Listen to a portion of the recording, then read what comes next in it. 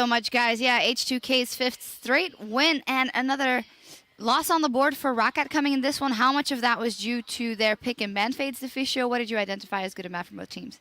So pick and ban phase, it looked like ROCCAT were about to mess up completely when they had Lissandra, Morgana, and LeBlanc logged in, and we saw the Maokai coming in from H2K, which would have basically been unkillable, but then they got to Tristana, so I feel like they saved the comp somewhat. But in terms of like pure 5-on-5 team fighting, it was so much easier for H2K to play their composition, and I honestly feel like they would outscale them anyway. So once they started winning these fights in the mid game, it was basically over from there. The whole game based around the 2 dragon fights that we saw. And we're going to come later on that with a replay of the first one. But as Deficio pointed out correctly, the Tristana saved the composition. With a double AP against the Maokai, you do nothing. If you pick like a Corki or a Graves, like who are designed for the mid game, you do nothing against them and you automatically lose the late game. But with the Tristana, if with the right time and the right skill, he could have made it work. So the picks and ban weren't an indicator who's going to win that game. Yeah, it's already been said. I don't feel like pick and bans are too relevant in the deciding factor of the games. It was really how they played it out. Then talk me through the early game, because you all had quite a bit to say about the way things played out.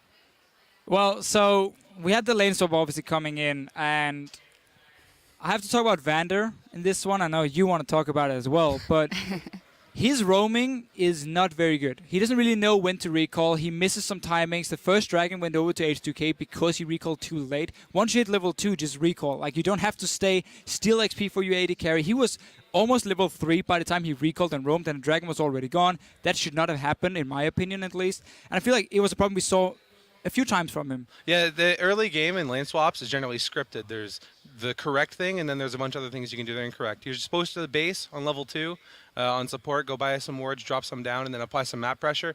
And among other things that you're supposed to do in a lane swap, he didn't do any of them. He was often I found myself questioning what is Vander doing on the map, and I feel like that contributed to their loss. Yeah, with a right recall at level 2 without taking the additional half level, you are actually able to either gank or put pressure on the mid lane and then be able to contest that first dragon. That first dragon went uncontested because Vander was still at the top lane taking half the level in level 2. And that should never happen because those parts of the game, they should be scripted. Yeah, and ROCCAT actually got a couple of kills, but as you said, their dragon control was lacking throughout the game. We actually have a team fight that we can show you guys because they do have the ability with their team comp and with a flanking Lissandra to make something happen if they want to.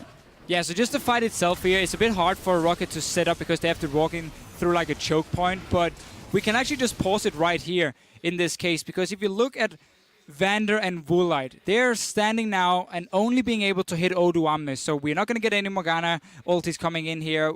Woolite is not able to have any impact, and you can see Overpower, he's on the other side of the Dragon Wall, he's about to claw over. However, he doesn't have an Hourglass at this point because he went for Morel Nomicon as the first item despite being in a lane swap, and Morel Nomicon is basically a lane item itself. It's better just get like Codex and your cooldown reduction boots and then go straight Outlast if you want to fight. So once he goes in, I mean, you guys can talk about it. What happens when he actually engages at this point? Yeah, because like, when you think about it, this is mostly a dragon game set from the get-go. Yeah, I rolled the clip.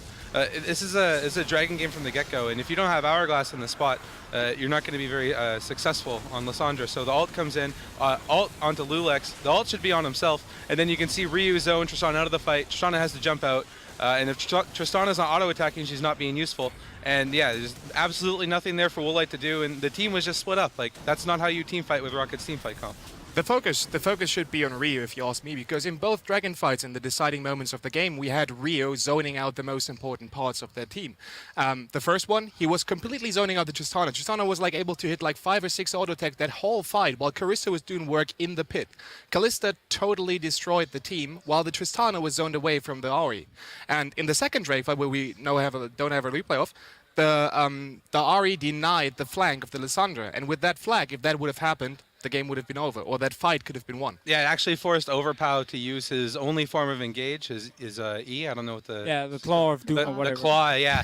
He was forced to use his Claw to escape Ryu, which made the fight a 5v4 on the other side. And you can't use your only form of engage to disengage. That's just a recipe for disaster. Yeah, and also for ROCCAT, when you want to play a comp like they're doing here, where you have this double AP, we can call them assassins some way, where they need to blow up a target. Obviously, you don't want the Maokai walking in first, so you need to be able to dive the back line. And in order for you to do that, you got to be there first around the objective. You need to have the walls placed down so you can see how H2K is coming in towards the the Dragon area, and then you can pick your targets. But because H2K were there first, it allowed Rio to get the zoning control, it allowed the Maokai to stand in the front, and suddenly we just didn't see any way of actually engaging from ROCCAT's side. Yeah, when you go up to a Dragon, and you know Dragon's spawning, you need like a minute to 2 minutes, like minimum a minute, like minute to 2 minutes to prepare the Dragon. And if you're walking into the Dragon and the enemy has complete vision control allows them to plan out the fight perfectly, and it was just impossible for ROCCAT to win any of those fights without preparing for them. Yeah. That was it for that one. Thank you very much for joining us. Leviathan is actually sticking around for a bit. Thank you very much, Dentist, for helping us out today. We need to step away for a few minutes, but when we return, Elements and their new support, Crepo, will face Meet Your Makers as they look to avoid another upset and start their climb in the standings. Stay with us.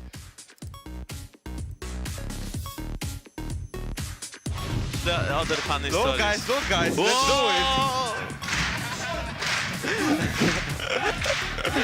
They clap for us, they clap for us. For you, they all clap for Rula. They're gonna get one, get two. That's taken down. Nuke Duck One. They get the credit. Lulex now in some trouble as he got the frozen tomb on Woolite, trying to stay alive. Yankos, who's gonna go in, tries to get it down, but the Rent procs, they've got him juked. Lulex though, a little bit low on this one. Who's gonna go down first? Let's come to me. Okay. Nice. You fighting? Nice. Just people clear. Nice. No. German. Nice. Nice. Good job, guys. Odo Wamne tanking up so much, and there is H2K turning on the gas. H2K come up with another victory.